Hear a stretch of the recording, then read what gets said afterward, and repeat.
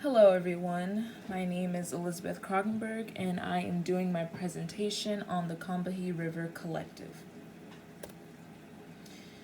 Now, the Combahee River Collective wrote a statement, and the authors of that statement are these three women, as you see in front of you, named Beverly Smith, Barbara Smith, and Demita Frazier. According to Kianga Yamada Taylor of Princeton University, the Combahee Collective named themselves after a raid that was led and conducted by Harriet Tubman in 1853 in South Carolina along the Combahee River that freed several hundred slaves. According to the statement, the Combahee River Collective is a black feminist group actively committed to struggling against racial, sexual, heterosexual, and class oppression, and see as their particular task the development of integrated analysis and practice based upon the fact that the major systems of oppression are interlocking. Okay, now this approach to understanding how socially constructed categories of difference, these categories including race, gender, class, sexuality, operate in relationship to each other is a concept we now recognize as intersectionality. We see how these categories of difference impact how people experience things in their daily lives depending on which category they fall into. These categories of difference can either give you an advantage or disadvantage in life.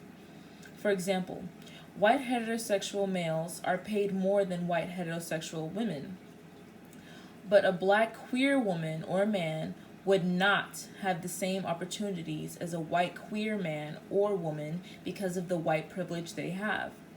Different intersecting categories determine how one will be treated, with minority and queer communities being the most oppressed. So now we move on to why. Even though black women were a part of the women's movement in the 1960s, it was clear that issues specific to them were not being addressed in the movement and that their voices were not being heard. It was their experience in disillusionment with these liberation movements, as well as experience on the periphery of the white male left, that led to the need to develop a politics that was anti-racist, unlike those of white women, and anti-sexist, unlike those of black and white men. This all coming from the Combahee Collective statement. How did they organize? Black feminists have always existed, but it wasn't until the second wave of the American women's movement in the late 1960s that they evolved. Even though black, along with other women of color, participated in the feminist movement from the start, their efforts were hidden. In 1973, black feminists formed a separate black feminist group called National Black Feminist Organization, otherwise known as the NBFO. The main reason it was difficult to organize themselves was because it was difficult to talk about the situation, as in, since it was not one or two fronts of oppression they were facing, they were addressing a whole range of oppressions. It's very difficult to talk about. It also meant that black women would be going against the ideologies that they had been socialized to. Black men had a negative reaction to this movement because it meant to change their ways of interacting with women and losing allies in their own struggle.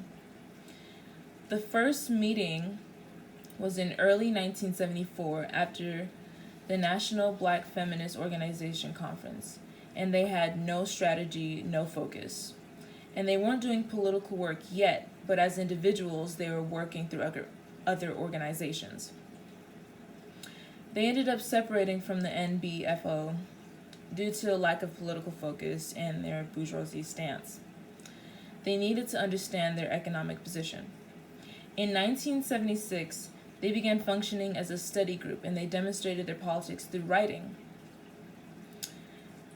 It is through their writing and these materials that black feminists in isolation will be able to become aware of these issues and organize themselves to fight the oppression they were all facing.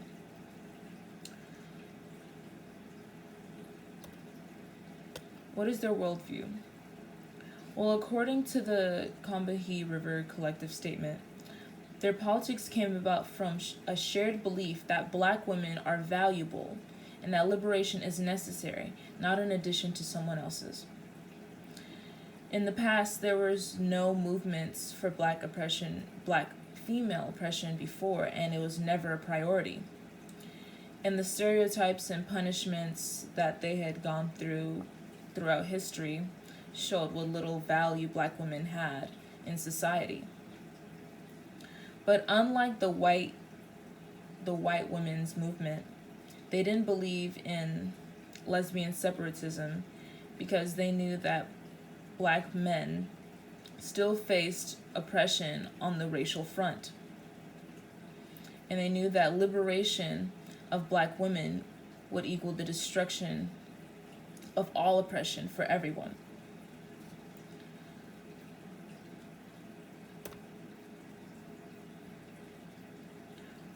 What is the issue being addressed? So some of the issues that this organization addressed and have worked on through projects and through projects is sterilization abuse, abortion rights, helping battered women, helping raped women, and improving healthcare. Black feminists have done workshops and educational talks at college campuses, women's conferences, and on high school campuses. One issue that is of major concern to black feminists is the racism in the white women's movement. White women have had a hard time realizing the racism that is present in the movement and are not addressing it and are not focused or making an effort to remove that from the movement completely. And that is why black feminists are stepping up and addressing it publicly, making it known.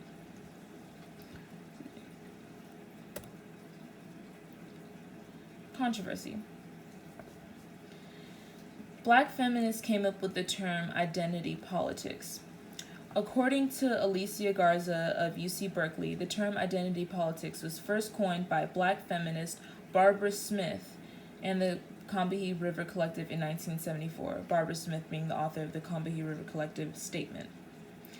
Identity politics originated from the need to reshape movements that had, until then, prioritized the monotony of sameness over the strategic value of difference.